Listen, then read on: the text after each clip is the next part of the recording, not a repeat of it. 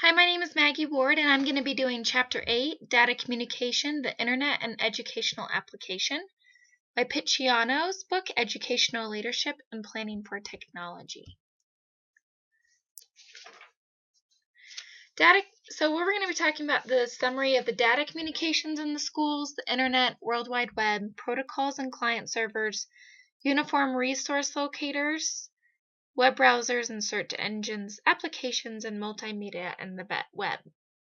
Data communications in the school have come a long way since the 80s, where the data communications resided in a building by building called a local area network, or LAN. Wide area network, WAN, have more distance in connecting schools throughout the district rather than from an on-site basis, which the local area network was. It could only communicate between a couple of computers, whereas the wide area network can communicate for miles, so across the districts.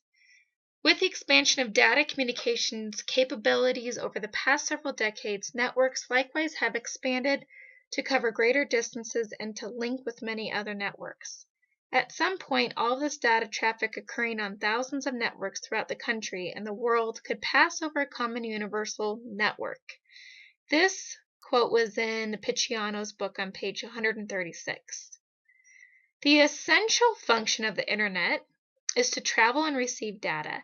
It provides a conceptual framework for a universal computer network.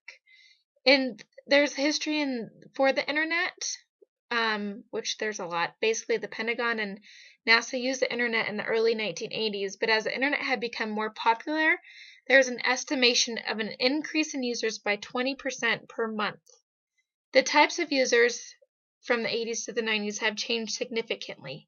In the early 80s, the internet was used only really by universities, nonprofit organizations, researchers, and other government sectors.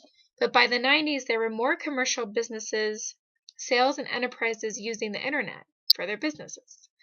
With very few rules and regulations, the internet computer analysis and software developers believe the internet set a new computing standard or platform much as the personal computer did in the 1980s. A major concern for the internet is that there is a lack of safety and regulations it provides, as well as a risk of security breaches. However, we celebrate that students today have access to this internet, and it's a necessary tool in order for us to prepare them for a digital society. Next, the World Wide Web, also known as cyberspace, is a software system that is introduced by hypertext and multimedia capabilities. So the internet, which was originally designed to help scientists and physicists. The best way to describe hypertext is the usage of hot words that are commonly used in search engines. For example, if you were to Google Liberty University, you would have a lot of the words liberty come up. The protocols are rules and procedures on exchanging data in a data communication system. Internet established a standard protocol for all its activities called Transmission Control Protocol, or also known as Internet Protocol. It's TCP-IP.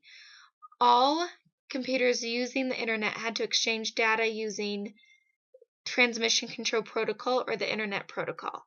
The web's data transferred method, called hypertext, where this is kind of where the HTTP and the addresses come from, and for the internet. And then the client server is how the internet functions, which it has two basic functions. It can function as servers, and it can also locate data.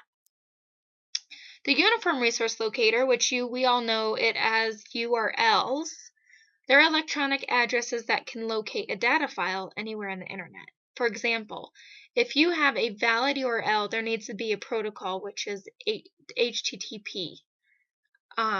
And then it needs a host, which in our case could be www.liberty. And then it needs a .edu, which is the directory, and then the file name, if we were to click on admissions, that would be the file name, depending on where you are on the website.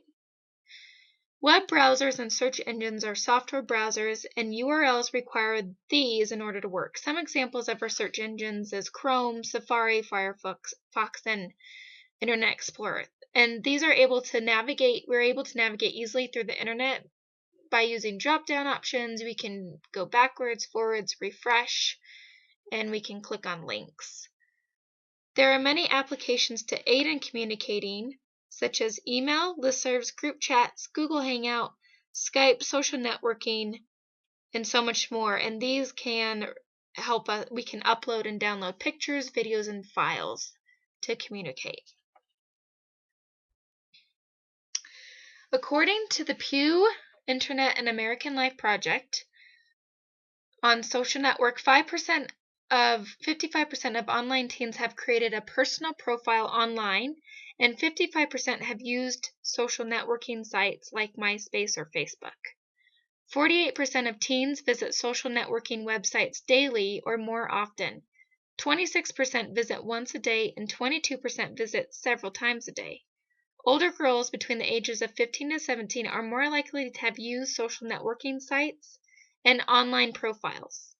70% of older girls have used an online social network compared with 54% of older boys, and 70% of older girls have created an online profile, while only 57% boys have done so. And this is from Lenhart and Madden in 2007. Most applications, such as discussion boards and emails, require text. Designing a rigorous web-based learning environment would require audio, text, and videos. This is a great opportunity for students in their homes, but teachers need to consider some various tools and the resources the family might be limited to, like internet connection or a low-speed internet. Some great internet education applications can include, but are not limited to, video conferencing with students, which should be communicated, is a great communication tool. Creating assessment tools such as using surveys, research projects, virtual field trips, as well as engaging activities relevant to the content is a great way to create engaging web-based learning environments. For effective web-based learning environments, they can include global email, which is a form of communication, creating a site or website for people to go to, and having blogs, which we all do, to communicate through their thoughts and reflections. Course management software, which is also known as CMS, which is like Blackboard, Moodle, Schoology, something that has a where people can upload assignments and other options, a bit like what we're using.